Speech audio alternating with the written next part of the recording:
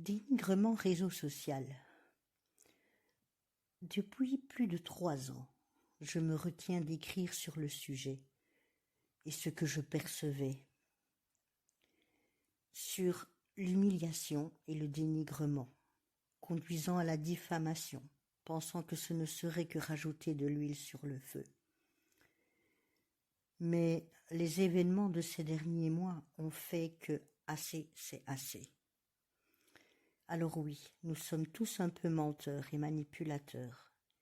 Mais il y a une énorme différence quand les personnes s'en servent de manière récurrente et intentionnelle en distillant le mal auprès de différentes personnes dans le seul but de nuire à autrui. En psychologie, on utilise le terme « diviser pour mieux régner ». Je vais essayer de vous décrire son comportement ainsi que son mode de fonctionnement. Cette personne va semer la zizanie entre les membres de son groupe social, en installant une idée dans la tête des gens. Et si cela ne marche pas, elle en essaiera d'autres et va les adapter à la situation et au personnage. Elle colportera des ragots ou réinterprétera volontairement des paroles ou des faits, de manière erronée, dans le fait de s'assurer que ces faits répréhensibles la concernant soient minimisés ou cachés. Mais aussi pour monter les personnes de son entourage les unes contre les autres, et ce, toujours dans son intérêt personnel bien sûr. Ce compte Facebook, qui a été ouvert il y a plus ou moins 4 ans, actif régulièrement pendant 3 années, elle va le supprimer entièrement, 48 heures après ce dernier commentaire posté sur sa page de profil Facebook, et que je vous ai déjà décrit et analysé en partie sur ma page Facebook. Nouvelle page qui n'est pas celle de mon profil d'actu, mais qui concerne plutôt la psycho et les événements collatéraux sociaux.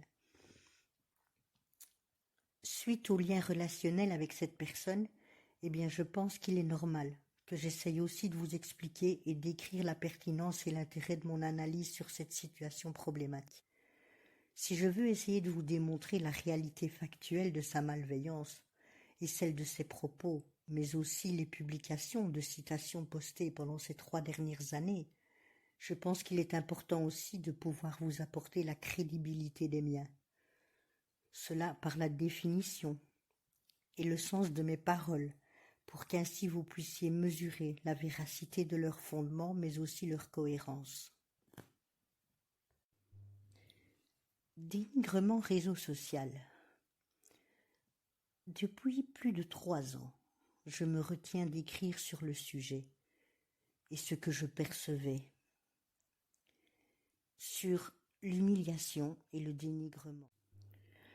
Alors lorsque l'on poste quelque chose sur les réseaux sociaux, on ne peut pas dire n'importe quoi sur n'importe qui. Et la loi est claire à ce sujet.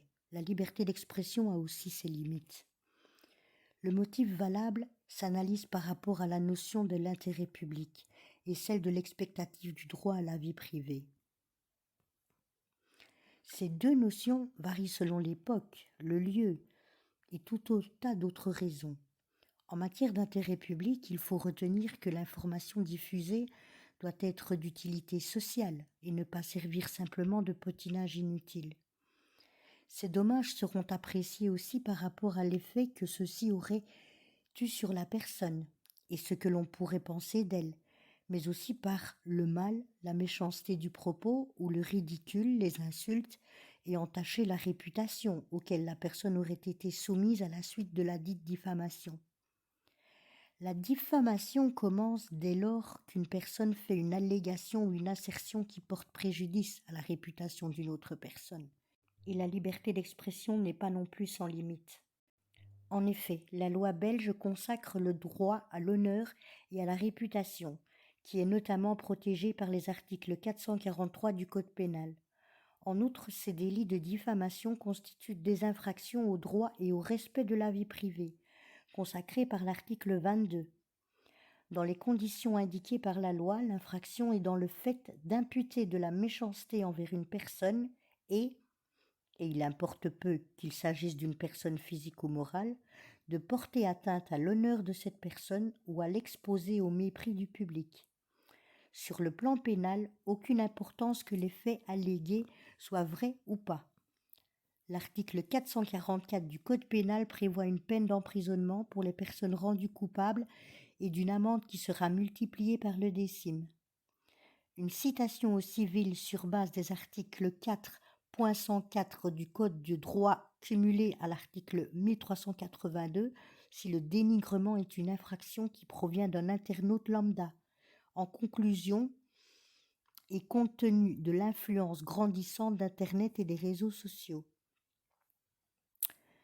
des commentaires publiés sur le net n'est pas à négliger. Soyez attentifs et réactifs. Il en va de votre réputation et de votre image.